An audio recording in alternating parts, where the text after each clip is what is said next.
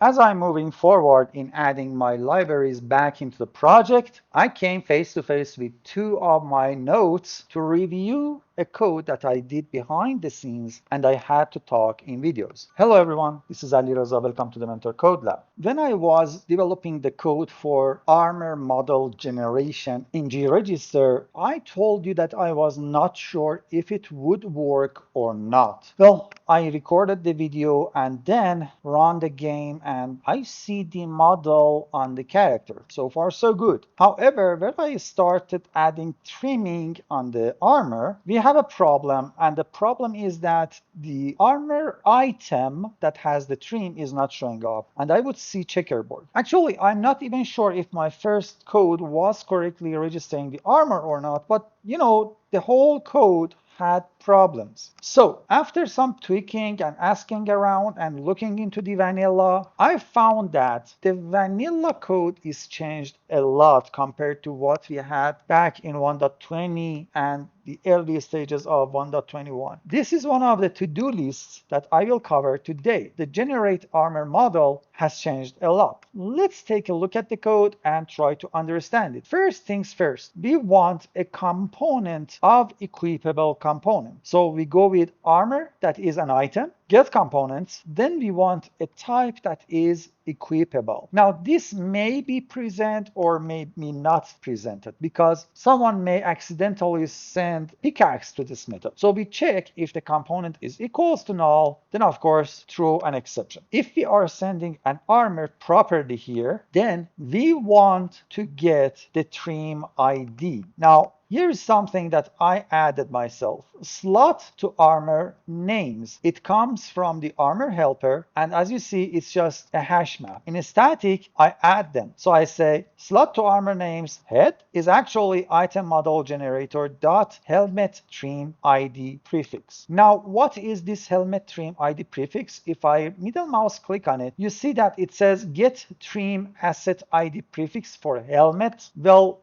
this method, all it's doing, it says that, hey, add trims / items / get this name here, underline trims, and use it as a namespace for a vanilla identifier. If you want to, you can have a method like this, but guess what? It's a public static. So you can use item model generator dot get trim asset ID prefix, and that would work. However, here what I'm doing is that by getting the component, I can get the value, and from the value, I can get the slot, and this slot has a name. Now, if I come back here, you see that it returns equipment slot, and if I want to see that equipment slot, this is the equipment slot. Each slot has a name, and this is where I get the things. So for example, I get the head, and here I'm presenting head. Now if I so want to, I can get away from the hard-coded names, and for example, this is humanoid armor and this is head. Okay, so equipment slot dot head. I can say the equipment slot dot head dot get name, and this will return head because this is the name for this humanoid get armor. And if you want to see, the get name returns this dot name, and this dot name is the string that is sent at the last parameter. So if you so want to get rid of this hard-coded value, yes, you can do that. Same goes for the other ones. So for example, equipment slot dot chest dot get name. This one will be equipment slot dot legs dot get name. This one will be equipment slot dot feet dot get name. And finally, we have the body. Now for the body, it will be animal armor. So equipment slot dot animal armor dot what's wrong with you? Oh, it's body, sorry. Using it this way, now I'm completely free from the hard-coded names. However, as you see, we have get trim asset ID prefix call from item model generator here because, well, guess what? The item model generator doesn't provide anything for the body. So we have helmet, chestplate, legging, boots, but nothing for the animal armors. So I just have it there, and instead of the hard-coded name, again, I can use the body name. Now I made this code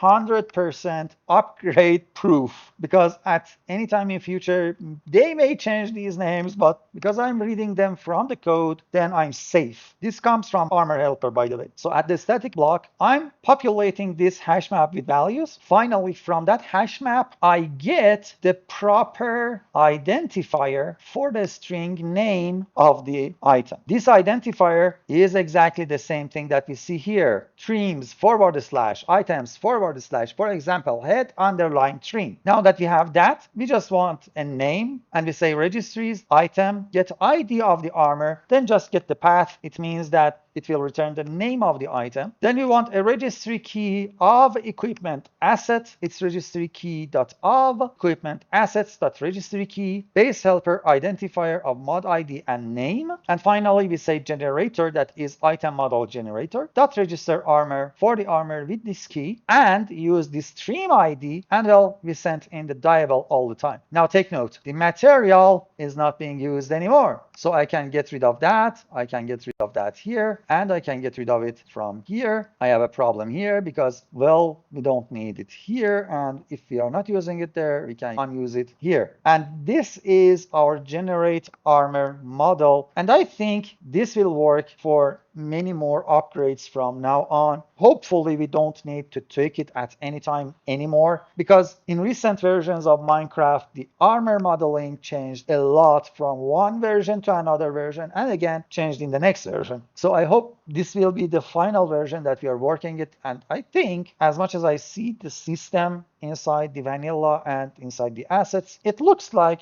they got where they wanted to be. Okay, now the only thing that I have left here is this model helper. Now we had this register orientable variant block that we looked and took from the block state model generator and furnace. I do want to have one for the cube variant, not orientable, but the cube all that only has a variant. Now it's almost identical to this one. We have a cube off, a cube on. The thing that is changed is this part. Okay, so here we say texture model orientable get, and then texture and upload. But in the new method, we have the generator, and we create a sub model for the block with the on suffix, and for the cube all and texture map all. And then we have this weighted variant. Now in here, we didn't have that weighted variant other than the block off. But here we want a block state variant map of a weighted variant for cube status, and we call block state model generator dot create boolean model map for the property with cube on and cube off. And finally, generator block state collector accept the variant of block with the status. Again, this section is changed because, well, we don't have a coordinate or anything else. And this method call now gives us the block cube all with the boolean property to turn it on and off. And this method was provided by Discord user called Waveless, thanks to him. Okay, this was the changes that we had inside JiRegister. No matter how much I played with my mods, I think the JiRegister is actually final, unless we want to do some things with very fancy stuff like the JWood set. This is not happening yet. And by the way, I saw it inside Turtiwurti's repository. I'm following his repository for this guy. This is a very neat thing to have, but I want to make sure that I understand the whole system before trying to mimic it or copy it or anything, because as Turti said to me once, I'm the one responsible of maintaining these libraries. So before adding anything into my library, I should understand it 100%. And honestly, I didn't have time to sit back and read the code, but this will be a very powerful way of adding your own custom wood with everything like doors and boat and signs and everything. So we'll wait for this one. Other than the wood set, I think everything else is final and ready to roll. I will publish it to Maven, and we will continue in the next video with the continuation of Jiralib and fixing our block entities. If you like these videos, please subscribe to the channel, hit the like button, and turn on that bell so that when I publish a new video, you will get informed. Have fun, everyone. Bye.